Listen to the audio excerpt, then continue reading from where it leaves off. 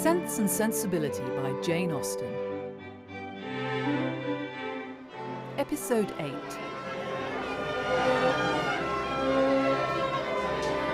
See now, Marianne, I told you accepting Fanny's kind invitation to the assembly would lift your spirits. We were invited as a mistake, Elinor.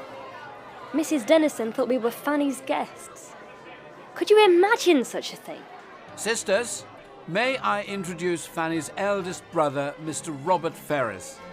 My sisters, Miss Elinor Dashwood and Miss Marianne Dashwood. A great pleasure to make your acquaintance. Likewise, Mr. Ferrars. My brother speaks of you often, but of course he won't be here this evening. I do lament the extreme gaucherie of the man. It keeps him from mixing in proper society. You reside in Devonshire, I think? In a cottage near Dawlish? It is indeed a cottage, sir, but we are quite away from Dawlish. I'm surprised anyone can live in Devonshire without living near Dawlish. Oh, for my own part, I am excessively fond of a cottage. I protest. If I had any money to spare, I should build one myself. I was last month at my friend Elliot's, near Dartford. Lady Elliot wished to give a dance. "But how can it be done?" said she. "My dear Ferrars, do tell me how it is to be managed. There is not a room in this cottage that will hold 10 couple, and where can the supper be?" Well, I immediately saw that there could be no difficulty in it. We measured the dining room and found it would hold My dear exactly Fanny, a thought has 18 struck couple. me. And the affair was Mrs. arranged Dennison's for mistake Sunday in supposing that Elinor and Marianne were our guests has suggested the propriety of their really being invited to become such. Well, it is an attention that would fulfil my promise to my father. My love, I would ask them with all my heart, but I had just settled within myself to ask the Miss Steeles to spend a few days with us at Harley Street. They are very well behaved, good kind of girls, and I think the attention is due to them, as their uncle did very well by Edward. You can ask your sisters some other year, you know?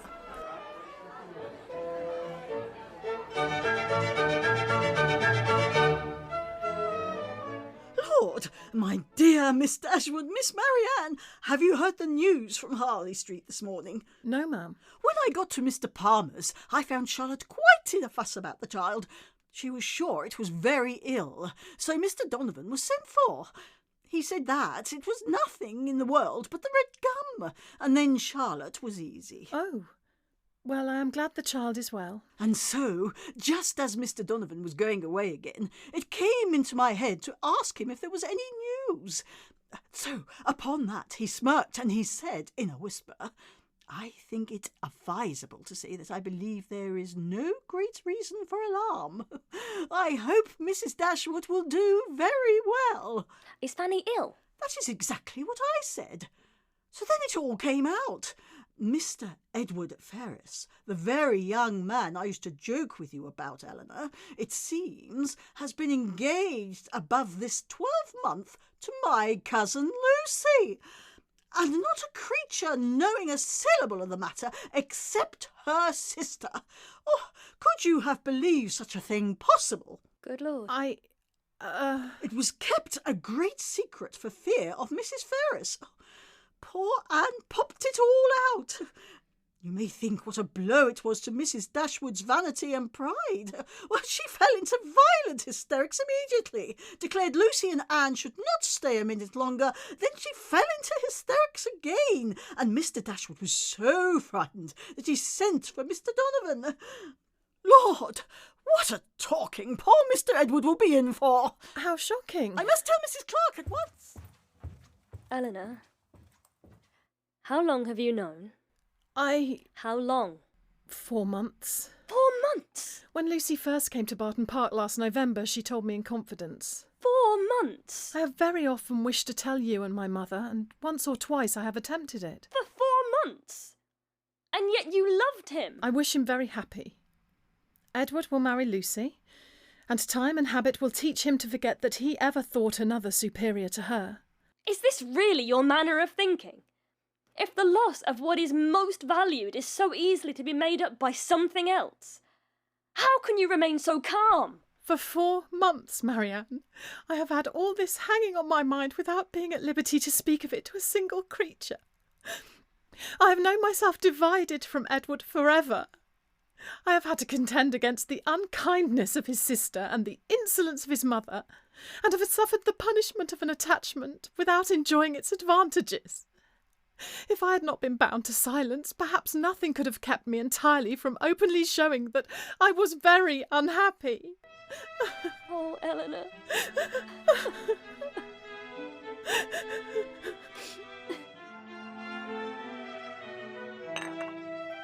Thank you, Jenkins. You have heard, I suppose, Mrs. Jennings, of the very shocking discovery that took place under our roof yesterday. Fanny has borne it all with the fortitude of an angel. She says she never shall think well of anybody again.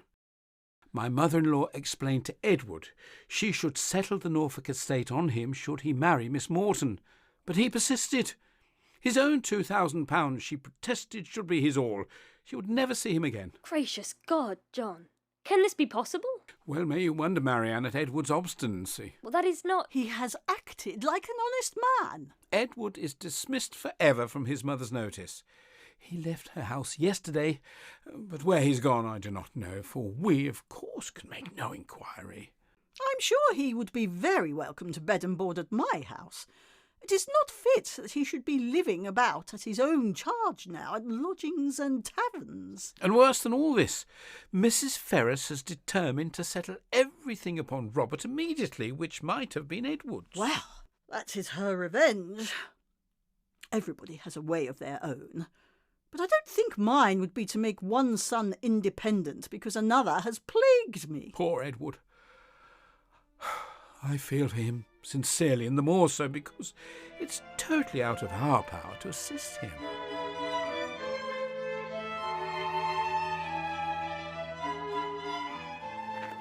See now, Elinor, I told you in weather this fine it would be criminal not to take in Kensington Gardens.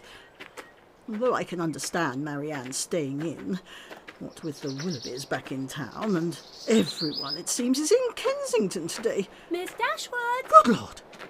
Is that Miss Steele? Get it all out of her, my dear. She will tell you anything if you ask. I will walk on with Mrs. Clark. Good day, Miss Steele. Oh, I am so glad to meet you, for I wanted to see you of all things in the world. I suppose Mrs. Jennings has heard all about what has happened with Lucy. Is she angry? Not at all, I believe, with you. Oh, I am monstrous glad of it. Good gracious, I have had such a time of it. I never saw Lucy in such a rage in my life. She vowed at first she would never do anything for me again as long as she lived. But now she has quite come to, and we are as good friends as ever. When Edward did not come near us for 3 days, I believe in my heart Lucy gave up all for lost. However, this morning he came and then it all came out. How he'd been talked to by his mother and all of them, and how he had declared before them that he loved nobody but Lucy, and nobody but Lucy would he have. And how he had been so worried, and after thinking it all over and over again, he said it seemed to him as if, now he had no fortune and no nothing at all, it would be quite unkind to keep her on to the engagement. But, to be sure, Lucy told him directly she could live with him upon a trifle. So then he was monstrous happy, and they agreed he should take church orders directly, and they must wait to be married until he got a living. And just then I could not hear any more, for my cousin called from below to tell me Mrs. Richardson had come to take me to Kensington Gardens, so I was forced to go into the room and interrupt them to ask Lucy if she would like to go. Interrupt them? For I was standing at the door to hear what I could. Oh, here come the Richardsons. Oh, I had a vast deal more to say to you, but I must not stay away from them, not any longer. Good day, Miss Dashwood.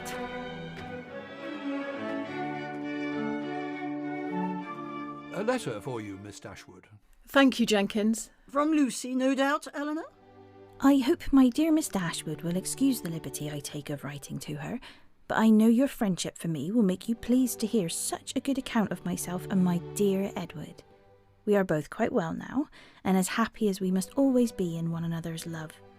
I earnestly, as I thought my duty required, urged him to call off the engagement for prudence sake, and would have parted for ever on the spot would he consent to it. But he said it should never be. He will be ordained shortly, and should it ever be in your power to recommend him to anybody that has a living to bestow, I am very sure you will not forget us.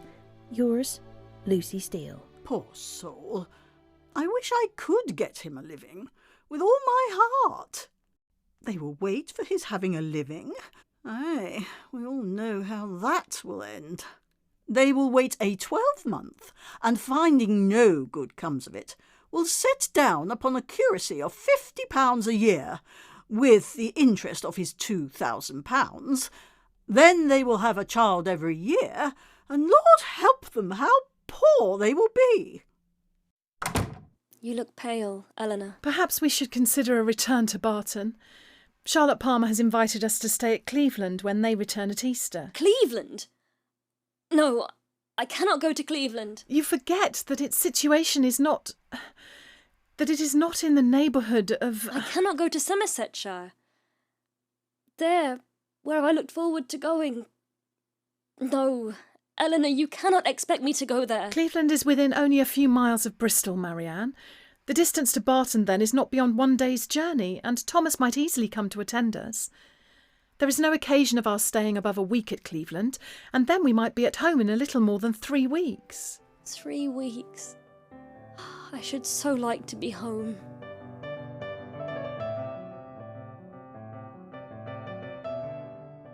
Marianne plays so prettily, Mamma. So should you, Charlotte, if you ever put the time into practice. Colonel Brandon, ma'am. Oh, Colonel, I do not know what you and I shall do without the Miss Dashwoods, for they are quite resolved on going home to Barton from the Palmers at Cleveland. And I said to my darling Charlotte here, how forlorn we shall be when I come back. I am certain we will cope, Mrs. Jennings. Miss Dashwood, may I speak with you a moment? I have heard of the injustice your friend Mr. Ferrars has suffered from his family. I understand that he means to take orders. Will you be so good as to tell him that the living of Delaford is his, if he thinks it's worth his acceptance? I only wish it were more valuable. The late incumbent, I believe, did not make more than £200 per annum, though it is certainly capable of improvement. Oh, Colonel, thank you. But should you not like to speak to him yourself? Now, Charlotte, what do we think Elinor and the Colonel have to whisper about so secretly? I think I know, Mamma. Perhaps it will be best coming from you. I shall inform him as soon as I may. It is to my own advantage, of course, Miss Dashwood, in securing so respectable and agreeable a neighbour, but I do regret that the house is so small and indifferent. Does he call Delaford small and indifferent? I cannot tell, Mamma. I cannot make out what they say over Marianne's playing. No, although it does not look like Elinor has any objection. And I fear this little rectory cannot enable him to marry. His marriage must still be a distant good. Well, at least, I'm afraid it cannot take place very soon. Lord, what should hinder it? This is very strange. Surely he need not wait to be older. I shall always think myself very much obliged to you, Colonel. Not at all, Miss Dashwood. Now, I must take my leave. I shall call again tomorrow, Mrs. Jennings. Good day, Mrs. Palmer, Miss Dashwood, Miss Marianne.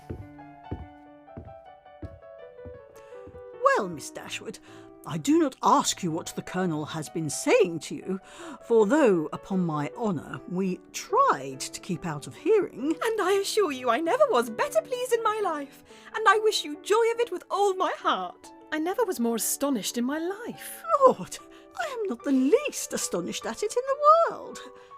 Well, my dear, I wish you joy of it again, and if ever there was a happy couple in the world, I think I shall soon know where to look for them. You mean to go to Delaford, I suppose? Aye, my dear, I do indeed. And as to the house being a bad one, I do not know what the Colonel would be at, for it is as good a one as I ever saw. The carriage is at the door, ma'am. You carry on ahead, Charlotte.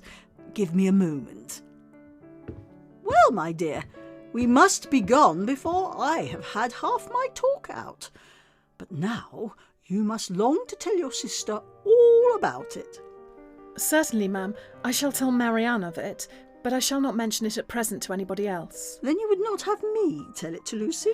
No, ma'am, not even Lucy, if you please. Not till I have written to Mr. Ferrars. It is of importance that no time should be lost with him, for he will of course have much to do relative to his ordination. Oh, I understand you. Mr. Ferrars is to be the man. Well, so much the better for him. What did the Colonel wish to speak with you about? I will explain everything, Marianne, but I must write at once to... Mr. Edward Ferrars, miss. Edward. How nice to see you. I shall be in the library if you should want me. Mrs. Jennings saw me at the door and told me that you wished to speak with me. Or at least, I understood her so. I should have been extremely sorry to leave London without seeing you and your sister, especially as it will most likely be some time... I go to Oxford tomorrow. Edward, will you sit? Colonel Brandon, who was here only minutes ago, has desired me to say that, understanding you mean to take orders, he has great pleasure in offering you the living of Delaford. Colonel Brandon? Yes, he means it as a testimony of his concern for the cruel situation in which your family has placed you, and as a proof of his high esteem for your general character. Colonel Brandon give me a living? Can it be possible? The unkindness of your own relations has made you astonished to find friendship anywhere. No. Not to find it in you. For I cannot be ignorant that to you, to your goodness, I owe it all. You are very much mistaken. You owe it entirely to your own merit. I have had no hand in it. Colonel Brandon seems a man of great worth and respectability. Indeed. I believe that you will find him on better acquaintance, all that you have heard him to be. Colonel Brandon, I think, lodges in St. James Street. He does. I must hurry away, then, to give him those thanks which you will not allow me to give you, to assure him that he has made me a happy man.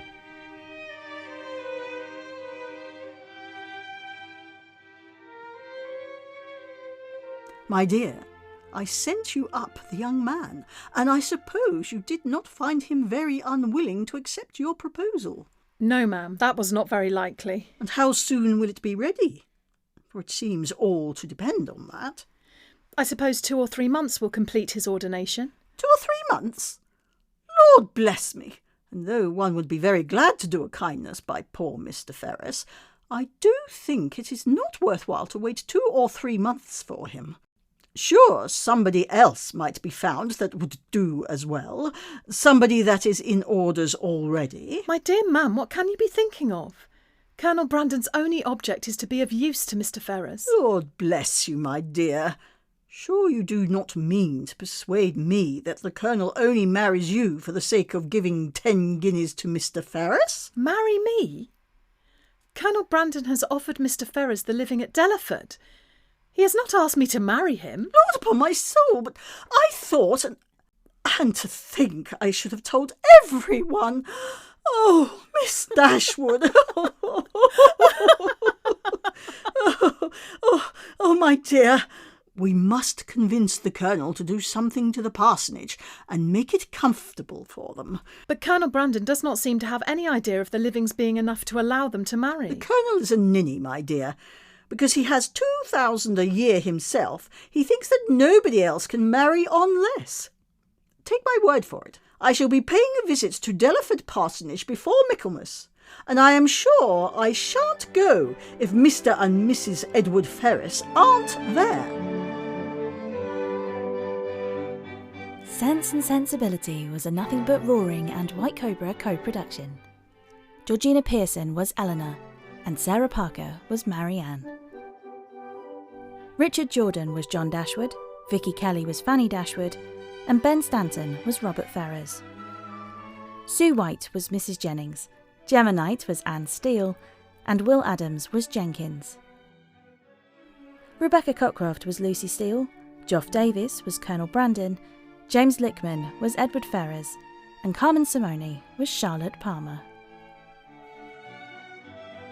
Sense and Sensibility was adapted by Rebecca Cockcroft from the novel by Jane Austen. Edited and produced by Nothing But Roaring for White Cobra.